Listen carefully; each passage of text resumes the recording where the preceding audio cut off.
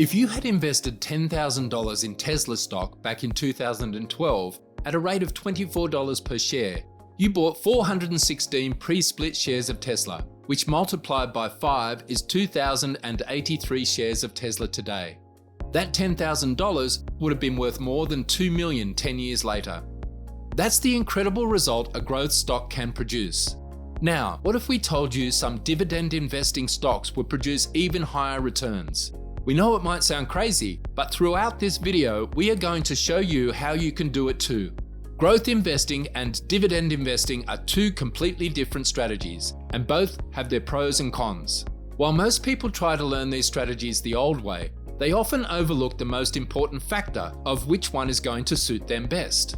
In this video, we're going to differentiate between growth investing and dividend investing so that you can learn these strategies the correct way. Welcome to 5-Star Finance. Before we move on, we wanted to let you guys know that the best dividends are always paid out in the form of knowledge. So make sure you learn these investing strategies the right way instead of learning on those old conventional ways of stock market investing and traditional education. To begin with, we need to clear a big misconception that most of the people stepping into stock market investing are prone to, and that is taking growth stocks and dividends as two different stocks. But that's not the case. It's not like they're completely different companies. Stocks are called dividend-paying stocks simply because that company offers a stable payout monthly, annually, or even daily in some cases. While some stocks are known as growth stocks because they have a lot of room to grow, and so the value of the shares keeps going up. Note that we said value, not price, but we'll get back to that in another video. Now, a company that pays a dividend is quite stable and has a lot of cash on its balance sheet to actually pay those dividends, and most of the growth has already been done.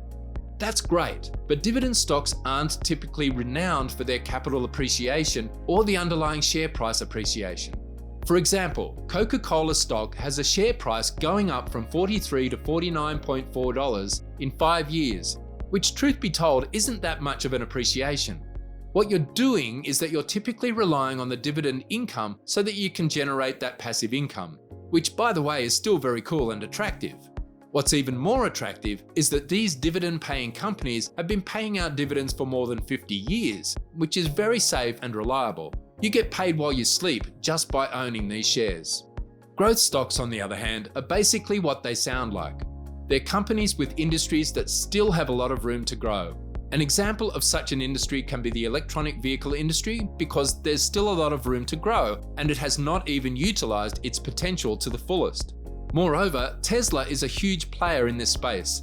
Growth stocks typically include companies that are spending a lot of money on their research and development to pull off what their name implies, grow a lot. They typically don't pay dividends, but their upside potential can be huge. Some companies can go out of business because they're just super volatile. Remember companies that collapsed due to that 2000 dot-com bubble that failed miserably?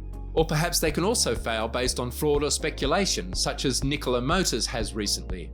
Here are some stock examples that have shown significant growth over the last years.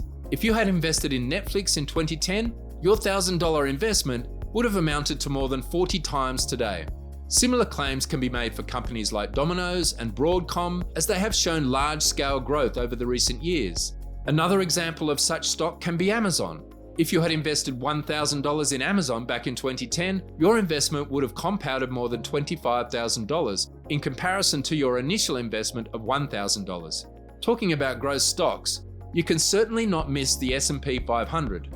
If you had invested just $1,000 in the S&P 500 back in 2010, your investment would have compounded to more than 3.5 times your initial investment. So you can see the benefit of picking up good quality growth stocks rather than just going with the standard S&P 500. Not to forget that some companies offer both dividend yield and capital appreciation. The first company that comes to mind is none other than Apple. It offers both dividends as well as capital appreciation. Do you wonder why Warren Buffett loves this stock now? This is one of the reasons why Apple holds the largest position in Berkshire Hathaway's portfolio. Apple can grow and distribute lots of dividends because its capital allocation is outstanding. But there's a topic for another video. So now that we know the difference between dividend stocks and growth stocks, we are in a good place to question the elephant in the room. How much of each should we have allocated in our portfolio? Now, there's no perfect answer to this question because it completely depends on a lot of factors. The common knowledge of the market is that if you're looking for long-term appreciation and are willing to take the risk, then you can allocate more growth stocks in your portfolio. And if you're less prone to taking risks, then you can always go for those dividend stocks. But we don't believe that. Why don't have both growth and passive income in your portfolio allocation? Yes, that's possible, and most of Warren Buffett's allocations resulted in that. Now, you need to keep 3 things in your mind before even thinking of trying to buy growth, dividend, or both. Firstly, you need to understand that finding a company with growth and dividend aspects is often rare, but if you see them, you don't invest just 10% of your portfolio. You concentrate your savings on it because this might be a once-in-a-lifetime opportunity and might never come back again. Many people miss out on big opportunities because they think that they're going to lose their money due to volatility. But what if we told you that you can play the volatility game to your advantage? Now, volatility can often help investors secure big bargains, which proves fruitful in the long term. When the market is down and out, that is the time when you can hunt for additional stocks as the prices are low. Risk has nothing to do with volatility because it is simply the probability to lose your initial investment. Now that brings us to the margin of safety and how you guys can use it to your advantage. Now assume you're driving a truck that weighs more than 6,000 pounds.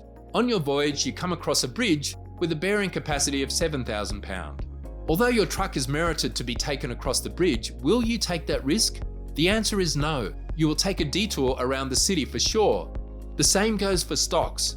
Some stocks are underpriced by the market, and that is exactly when you need to cash in. The difference between the intrinsic value of a stock, perceived or calculated value, and the value at which the stock is selling is termed the margin of safety.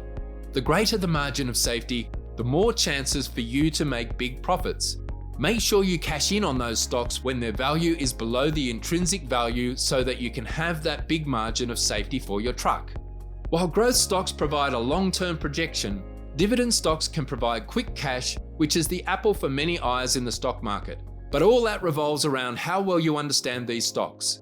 For that purpose, we've provided a free guide in the description below, which will explain the 6 stock categories that are each different to analyze and how you can take advantage of this knowledge to identify the best categories of stocks you should be focused on to pick the best stocks for your portfolio. Check out the video we handpicked for you, and we'll see you in the next one.